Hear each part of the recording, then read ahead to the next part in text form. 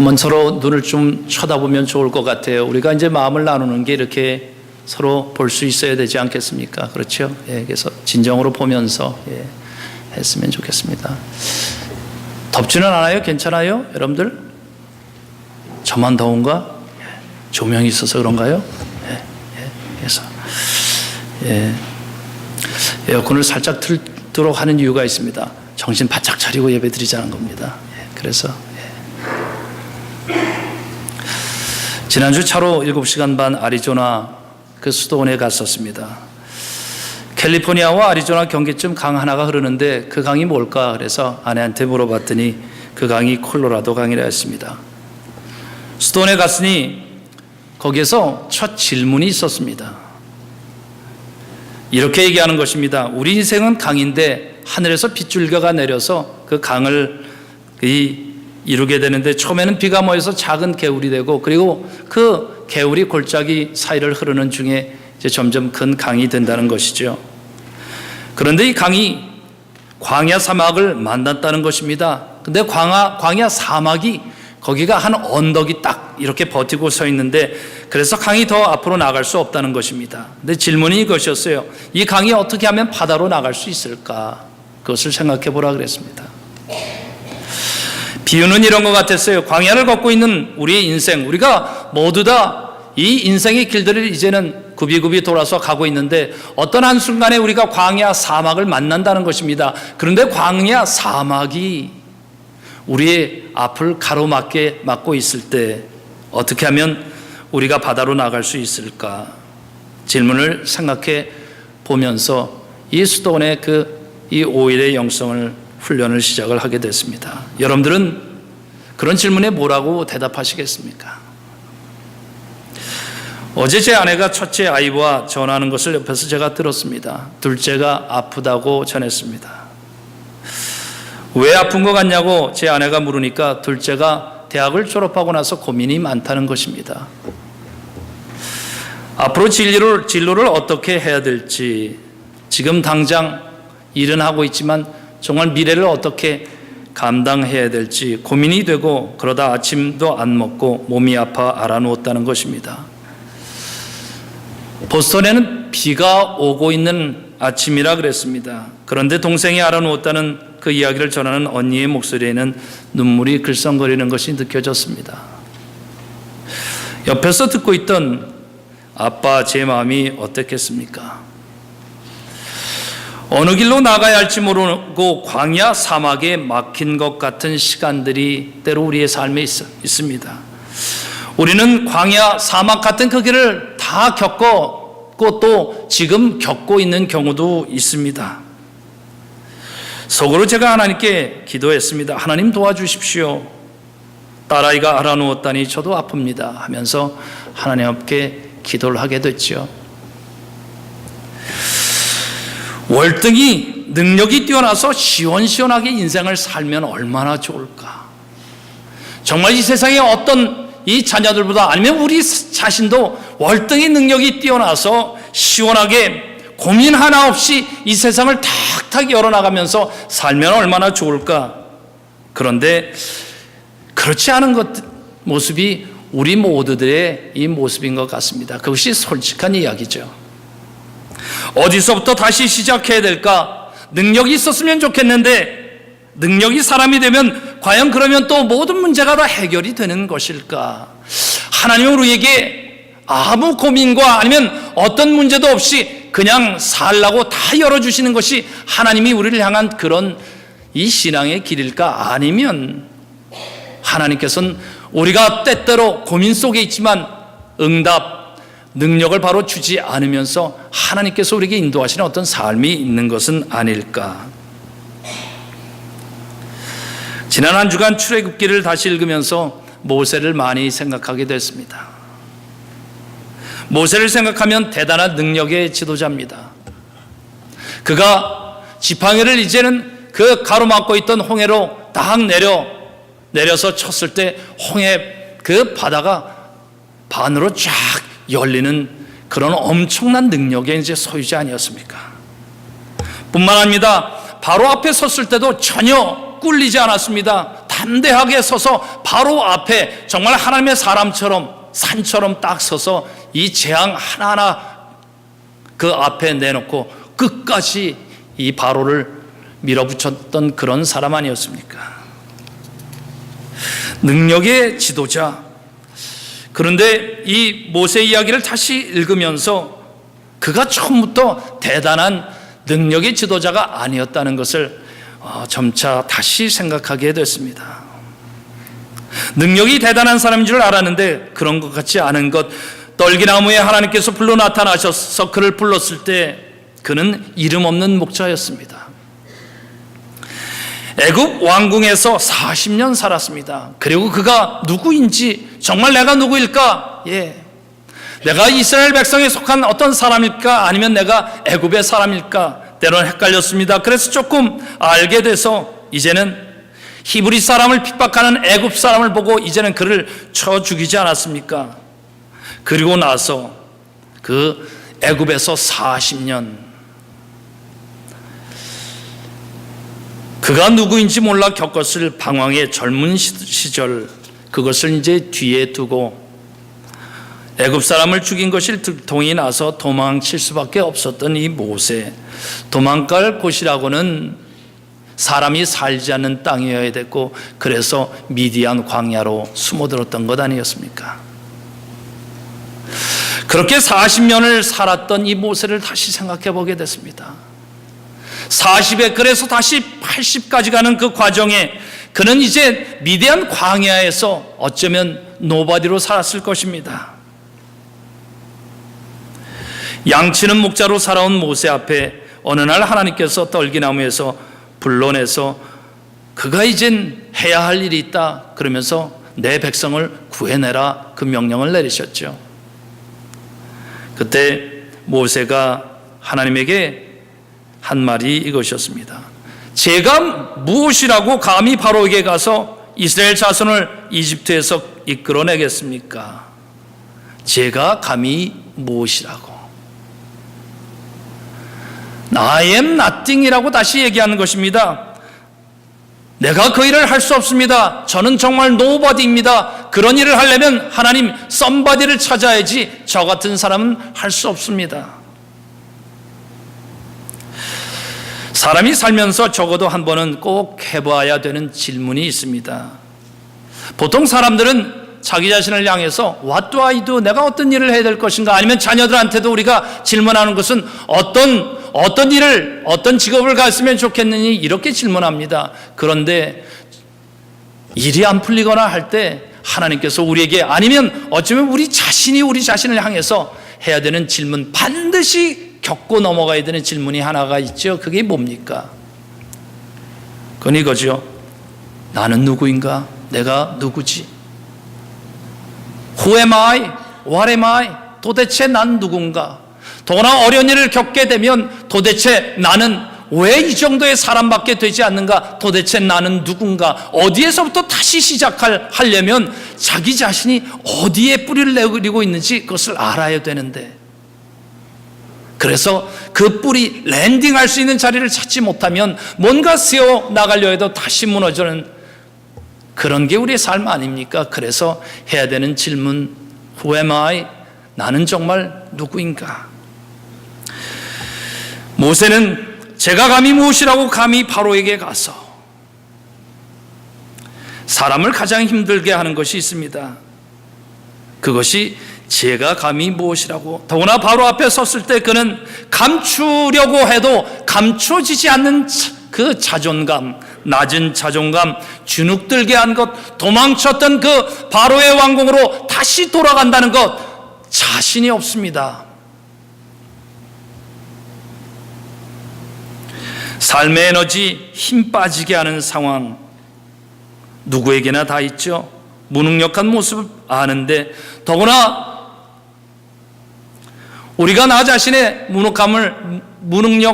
무기력함을 때때로 우리가 알고 있음에도 불구하고 옆에서 누군가 왜 그 정도밖에 하지 못하느냐 이렇게 얘기하면 더욱 심해지는 것 아니겠습니까? 왜 나는 이 정도밖에 안 될까? 모세 그런 사람이었습니다. 제가 감히 무엇이라고? 여러분들은 어떤 사람들이십니까? 아니면 여러분들 자신을 향한 느낌은 어떻습니까? 아니면 우리의 자녀들은 과연 어떤 느낌을 가지고 나라는 사람 하나님 앞에서 세워지고 있는 것 같습니까? 광야 수도원에서 만난 분 중에 한 젊은 목사님이 계셨습니다. 그분은 교회를 개척하고 계시는 분이었는데 우리가 많은 침묵의 시간들을 이제 가졌습니다. 그리고 잠시 나누는 시간들이 있었는데 그분이 맨 마지막 시간에 원래는 말을 안 하려고 했다는 것입니다. 그런데 말을 하지 않을 수가 없다 그래서 자기가 그 묵상 중에 침묵 중에 적은 자기 이야기를 하기 시작했습니다. 그 중에 하나 이렇게 얘기하는 것입니다. 나는 왜 일이 안 되나? 나만 그런 것인가? 왜 나만 이런가? 마음이 상해서 목사가 생각해서는 안 될 생각까지 해보게 되었다고 하면서 울먹였습니다. 하나님 나를 데려가 주십시오. 그래서 그는 기도하면서 왜 나는 이 정도밖에 되지 않습니까? 하면서 그 자신의 무능력함을 하나님 앞에 내놓았다고 했는데 저는 그 이야기를 들으면서 아무 말도 할 수가 없었습니다. 나중에 그 목사님께 가서 제가 할 수 있는 말은 하나도 없었고 제가 할 수 있는 것은 오직 하나였습니다. 제 두 손을 내밀어서 그의 두 손을 잠시 잡아주는 것이었습니다. 희망은 어디서 오는 것일까? 사막에 갇힌 강물은 그냥 그곳에서 멈추고 끝나고 마는 것일까? 막힌 그곳을 내 운명이려니 하고 바다로 한 번도 나가지 못하고 끝나는 것이 나의 운명이려니 하고 사는 것, 그것이 우리의 삶일까? 아니면 우리 자녀들은 과연 어떤 삶을 살아가야 하는 것일까? 모세를 읽어내면서 모세가 마지막으로 자신을 솔직히 드러내는 한 구절 앞에 설 수 있었습니다. 원래 모세가 나는 그 일을 할 수 없습니다 그렇게 얘기했을 때 하나님께서는 그에게 하나님이 어떤 분이신지를 보여줬죠. 지팡이를 던져봐라. 내가 가지고 있는 지팡이. 그랬더니 그것이 뭐가 됐습니까? 뱀이 됐죠. 그러고 나서 그 뱀의 꼬리를 잡아보라는 것입니다. 그렇죠. 그랬더니 다시 지팡이가 됐습니다. 뭘 보여주신 거였어요? 보내시는 그 하나님이 능력의 하나님이라는 걸 보여준 것 아니었습니까? 그래도 못하겠다 그랬습니다. 그랬더니 네 손을 한번 그러면 네 이게 가슴속에 잠깐 넣어보라. 그리고 꺼내보라 했더니 문둥병이 들고 다시 넣어보라 하니까 다시 깨끗해지고 그걸로 안 되겠다 하니까 이제는 나일 강물을 그럼 내가 떠다가 그것을 이제는 다른 생명의 그 강물이 아니라 이제 죽는 핏빛의 그 강물로 바꿔서 보여주랴 그렇게까지 얘기했습니다. 하나님이 능력이 있다는 것은 우리도 압니다. 그렇죠? 그런데 문제는 뭐냐? 모세에게도 그것이 문제였어요. 자기 자신이 문제였다는 것입니다. 우리가 신앙생활을 하면서 예수 그리스도께서 내가 곧 길이요 진리요 생명이니 나로 말미암지 않고는 아버지에게로 갈 자가 없다고 얘기하고 우리가 그것을 암송하지만 정말 우리는 생명 안에 길 안에 제대로 된 길을 가고 있는지 문제는 저라는 것입니다.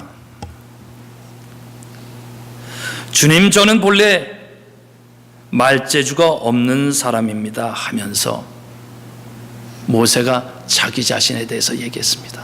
하나님은 이제 알겠습니다. 그런데 제 얘기하겠습니다. 저는 본래 말재주가 없는 사람입니다. 오늘 10절 말씀은 더 구체적으로 이것을 이렇게 했어요. 주님께서 이 종에게 말씀하고 계시는 지금뿐만 아니라 전에도 저는 말재주가 없는 사람이었습니다. 저는 입이 둔하고 혀가 무딘 사람입니다. 이 말씀을 묵상하면서 주님께서 이 종에게 말씀하시고 있는 지금뿐만 아니라 전에도 나는 말 주변이 없었다. 그게 가슴에 이상하게 와닿았어요.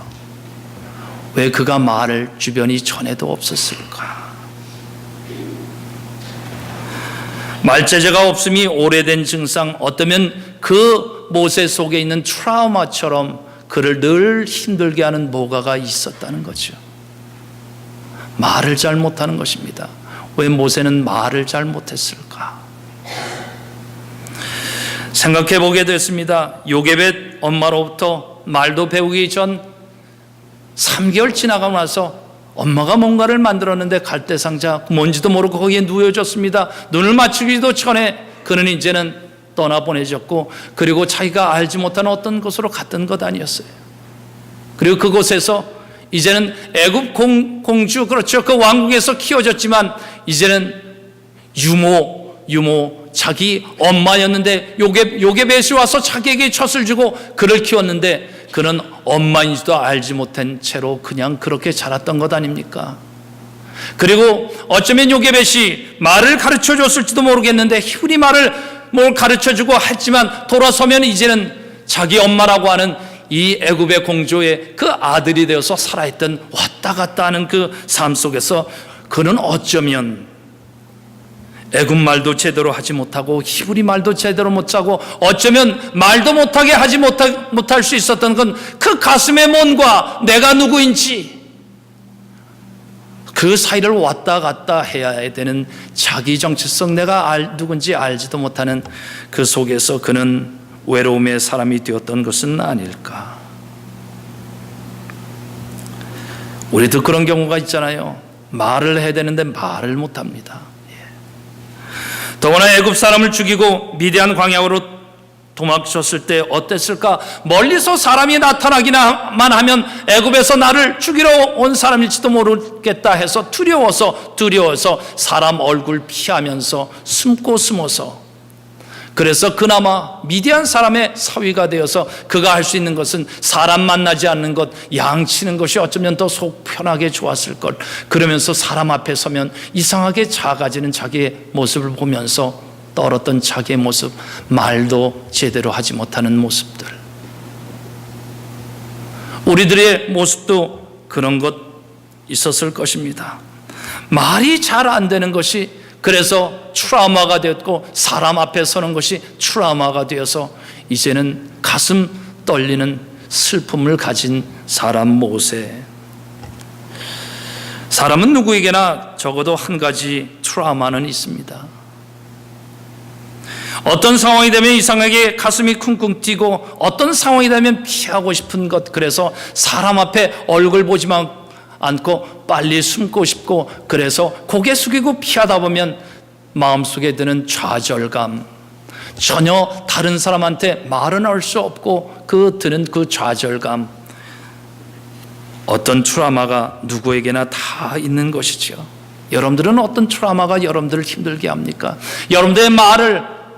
여러분들이 다른 사람 앞에 서게 하는 것을 자꾸 무너뜨리는 그 트라우마. 어쩌면 우리 아이들도 이 미국 땅에서 한어를 배우다가 아니면 영어를 배우다가 어떤 때는 말이 되지 않아서 우리는 얘기하죠. 왜 그 정도밖에 못하냐고. 그런데 양쪽을 오가다 어쩌면 우리 아이들도 말하는 것을 놓치게 되는 어떤 어려움들.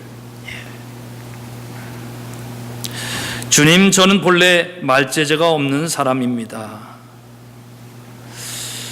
하나님 앞에 그렇게 얘기했을 때 이제 궁금한 것이 있습니다. 하나님은 어떻게 이 문제를 해결해 주실까? 지팡이 뱀으로 변하게 했던 정말, 그리고 다시 잡으면 지팡이 되었다는 능력의 하나님, 나의 강물을 이제는 핏빛으로 변하게도 하고 10가지 재앙을 보내주셨던 그런 하나님, 어떤 일도 다 하실 수 있는 하나님, 과연 하나님께서는 이 모세가 가지고 있는 그의 삶의 슬픔, 그의 트라우마, 어떻게 그의 끙끙거리고 속 시원하게 자신을 말하지 못하는 그 꽉 막힌 가슴 바로 앞에 보내야 되는데, 과연 하나님은 어떻게 해서 그 일을 이제는 해결하실까? 여러분들은 어떤 게 해결책인 것 같습니까?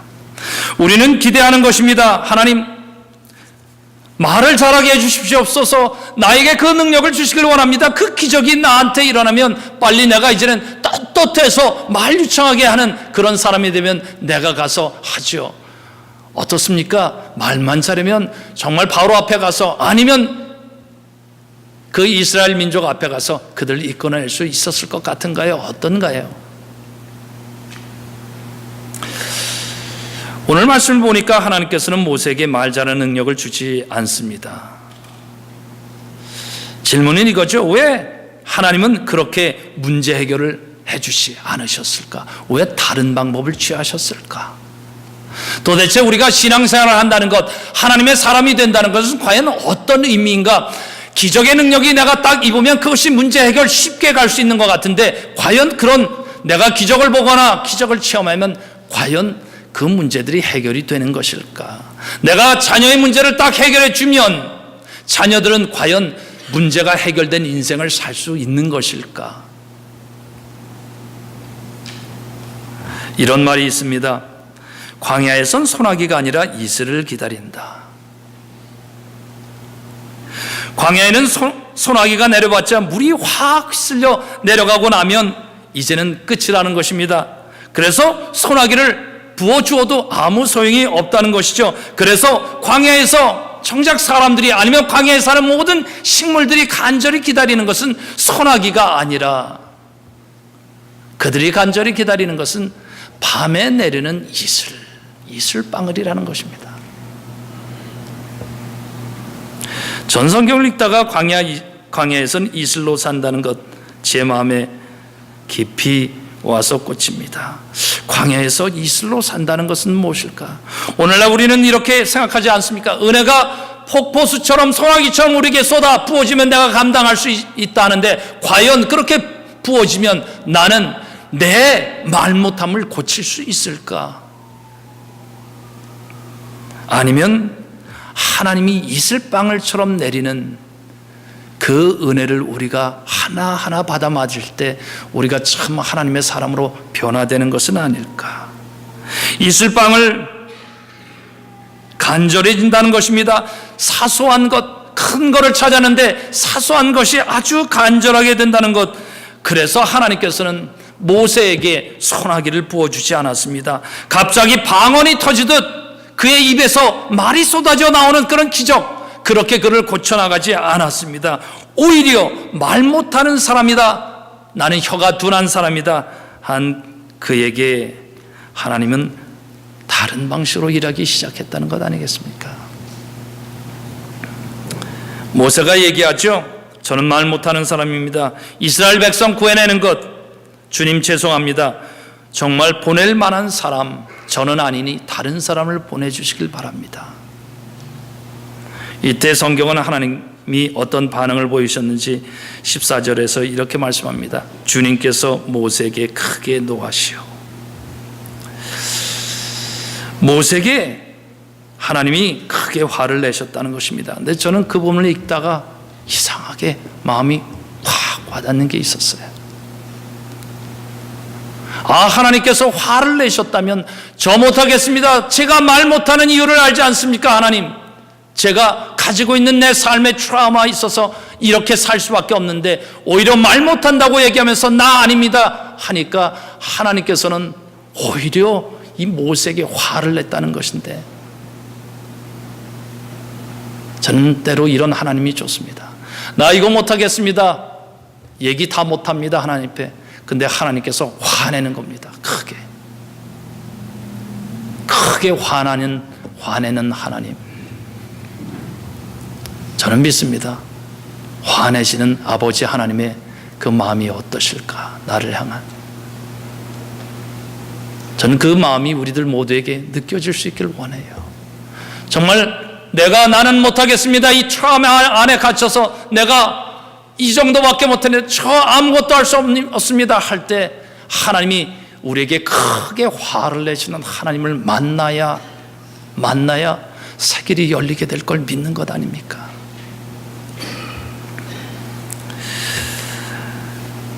근데 이 모세에게 하나님께서는 야단을 치고 나서 이렇게 얘기합니다.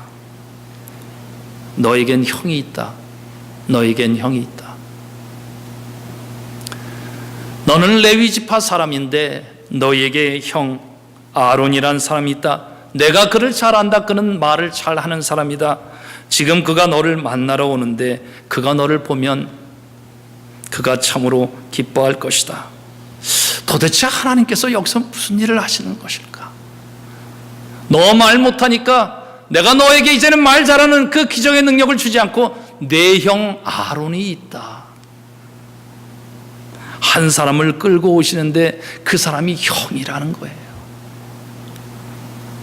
오랜 세월 가족과 떨어져서 홀로 미디안 광야의 노바디였던 모세에게 사람만 나타나면 두려워서 스스로 얼굴 돌리고 그렇게 가슴 조였던 이 모세에게 형이 있다는 겁니다. 형이 있다는 것. 상상을 해봤습니다. 어땠을까? 오랜만에 만나는 형, 무슨 말을 어떻게 쓸까? 더구나 그 말 잘 안 되는 떠듬거리는 근데 자기가 어떻게 태어났으며 그리고 3개월 지나고 났을 때 무슨 일이 일어나는 것을 다 봤을 형이 있다는 겁니다. 자기가 I am nobody, 내가 누구인지도 모르고 어떻게 방황하면서 그래서 40년 그리고 40년을 노바디로 정말 살아왔고 그렇게 그 트라우마를 가지고 살아왔는데 나를 아는 형이 있다는 것입니다. 형에게 얘기를 들었겠지요. 너는 이렇게 했으며 그때 우리는 이랬으며 엄마는 이렇게 울었으며 우리들은 어땠는지 용케도 나는 살아남아서 그렇게 했던 삶을 살았던 것이고 우리는 멀리서 너를 지켜보기만 했다. 너한테 가서 말하지도 못하고 멀리서 지켜보는 엄마는 어땠으며 그리고 나는 어땠으며 멀리서 보던 네가 여기 있었구나 하면서 그 형 아론이 떠듬떠듬거리면서 그러는데 이상하게 그 마음속에 그 막혔던 뭔가 콱콱 막혀있다는 I'm nobody라고 했었던 근데 그 부분이 콱콱 와서 뭔가 부딪히는 것을 느꼈던 이 모세 어땠을까요? 그 말 잘하는 거 방언이라도 터뜨려서 해결해 줬으면 다 그냥 자신의 문제였는데 너에게 형이 있다. 너를 알고 있는 형이 있다. 너를 알고 있는 그 가족의 슬픔이 있었으며 그 가족이 지금도 있었으며 그 형제는 어떻게 있다. 저는 우리 모두를 축복합니다. 우리의 삶에 잃어버렸던 형 아론을 아니면 우리의 삶에 놓쳤던 그분을 다시 만날 수 있길 주의 이름으로 축원합니다. 우리 삶에 트라우마가 있는 것이죠. 하나님께서 이제는 그가 대신 말해줘야 되니까 꼭 붙어 다녀야 된다는 것입니다. 그래서 40년 세월이 아니라 80년 세월 혼자 있었던 그것을 형하고 얘기 나누는 중에 그 마음속에서 있었던 트라우마는 어떻게 되었을까? 저는 녹아지고 있었다 믿습니다. 우리의 트라우마는 몇 년 됐습니까? 우리가 삶에 내가 가지고 있는 이상하게 어떤 상황이 되면 나를 주눅들게 하면서 나는 말할 줄 못하는 갑자기 벙어리가 돼버리는 듯한 아니면 몸과 마음이 제대로 움직여지지 않는 이 트라우마 여러분들은 몇 년 동안이나 그것을 가지고 있었습니까? 아이들을 생각하면서 나 자신을 생각하면서 또 우리의 서로들이 겪었던 많은 트라우마를 생각하게 되지 않습니까? 괜찮은 것처럼 살았는데 괜찮은 것처럼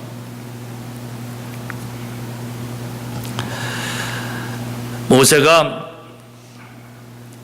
내 형 아론을 만나면서 가족이 누군지 알았고 그리고 나서 노바디였던 그가 하나님의 사람이었다는 것을 알게 됐을 때 이제는 그가 준비가 되었었던 것 같습니다. 예, 이제 제가 갑니다. 하나님의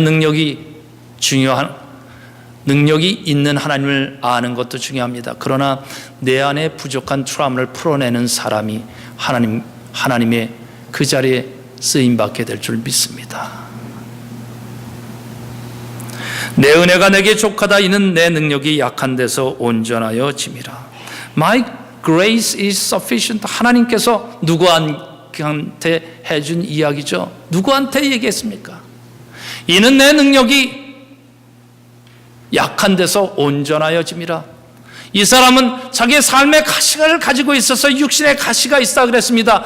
빼내려고 빼내지지 않는 것, 남한테 말하지 못했어요. 그래서 그것만 생각하면 남 앞에서 고개 들지 못했고 뭔가 이제는 말하지 못했던 그것, 이 내 몸에 가시가 있었던 이 사람 누굽니까? 바울 아닙니까? 그래서 말하지 못했는데 하나님께서 내 몸에 가시 뽑아주지 않습니다. 내 은혜는 내게 족하다. 그거 가지고 살고 어쩌면 내 앞에 가지고 있는 너 가시를 내어놨으니 이제 내가 너와 함께 할 것이다 했더니 이상하게 바울이 그 가시가 뽑아진 것이 아니라 가시를 견딜만 한 그런 사람이 됐다는 것 아니겠습니까?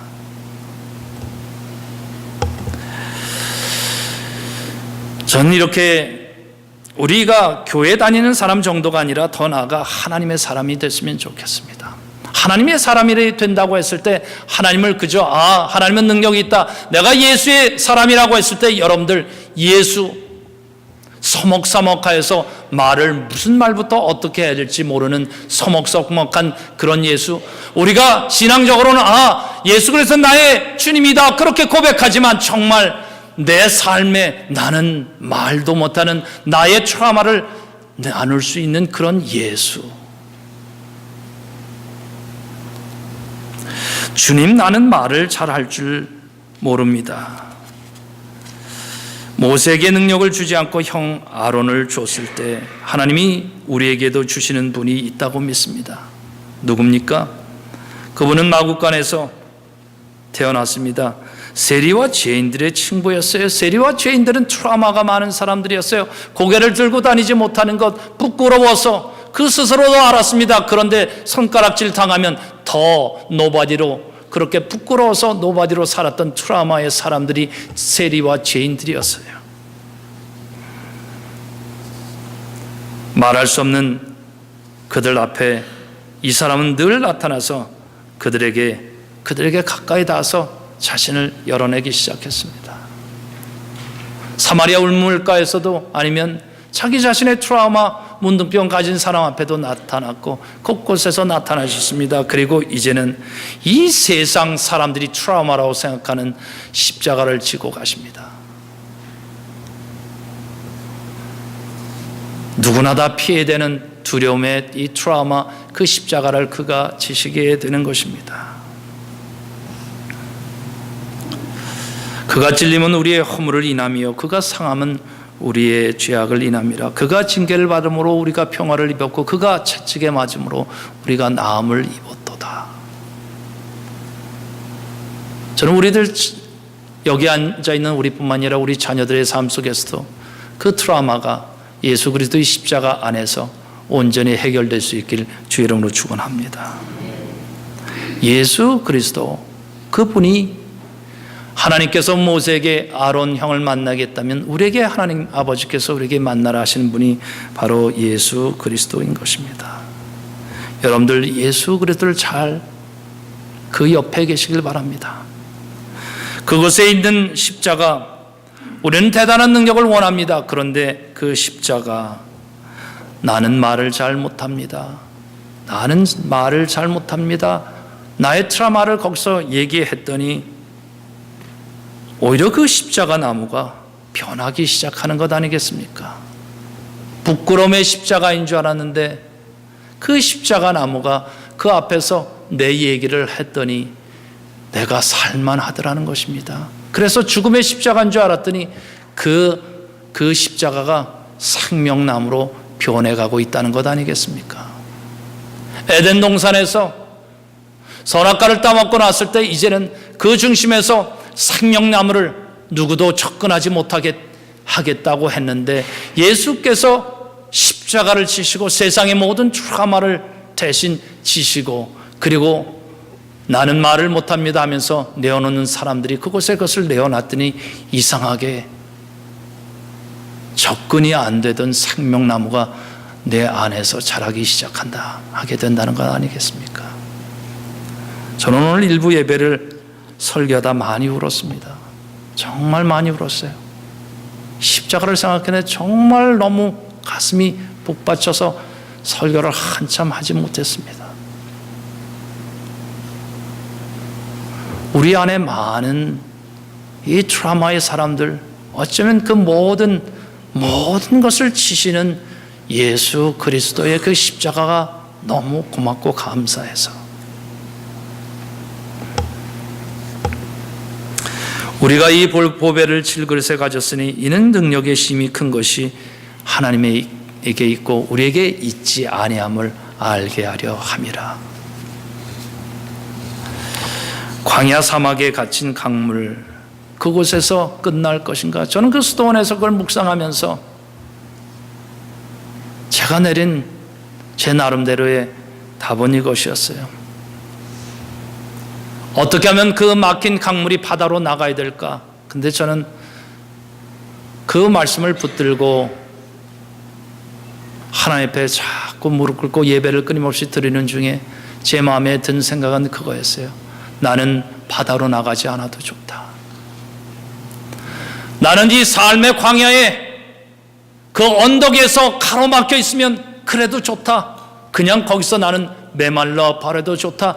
I am nobody가 돼도 좋다. 바다에 나가서 이름이 알려지지 않고 누군가 이제는 강이라는 이름을 붙여주지 않아도 좋다. 그냥 광야 그 언덕에 갇혀서 메말라 버려서 잊혀진 강이 되더라도 좋다. 왜 그런 마음이 들었는지 아세요? 왜냐하면 하나님께서 나와 함께 계시니까 메말라 버려도 좋다는 마음이 정말 들었어요. 내가 이 세상에 많은 사람들이 자꾸 바다로 나가려고 하고 어떤 강이라는 이름을 자꾸 원하는데 하나님이 함께 하셨더니 굳이 바다로 나갈 필요가 없었던 거였어요. 우리가 자녀들에게도 너는 바다로 나가서 세상에 뭐가 되어야 된다고 자꾸 얘기하고, 아니면 서로를 향해서 왜 당신은 이 정도밖에 안 되냐, 적어도 바다에 나가서 이 정도는 되지 않겠느냐 하는데, 하나님이 함께 하시면 바다에 나가지 않아도 되는 것. 너무 감사했어요. 바다에 나가지 않아도 좋습니다. 하나님, 저는 여기서 다 메말라서 오히려 수증기로 변해서 세상을 떠돌아다녀도 좋고, 아니면 그 광야 사막에 갇혀서 다 그 광야 그 바닥 메마른 바닥으로 다 흡수되어서 내 흔적 하나 남지 않아도 나는 I'm okay. 하나님 좋겠습니다. 그 마음이 들었어요.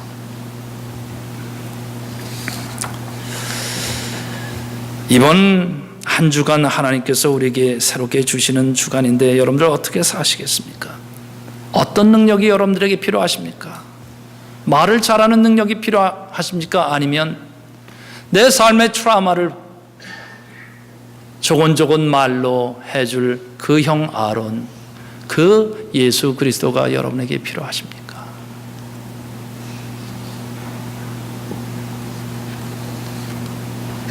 능력이 부족하다면 고백할 수 있길 원합니다. 주님, 저는 말을 잘 못하는 사람입니다. 저는 확신합니다. 그리하면 그곳에서 천국이 열리게 될 걸 믿습니다. 기도하겠습니다.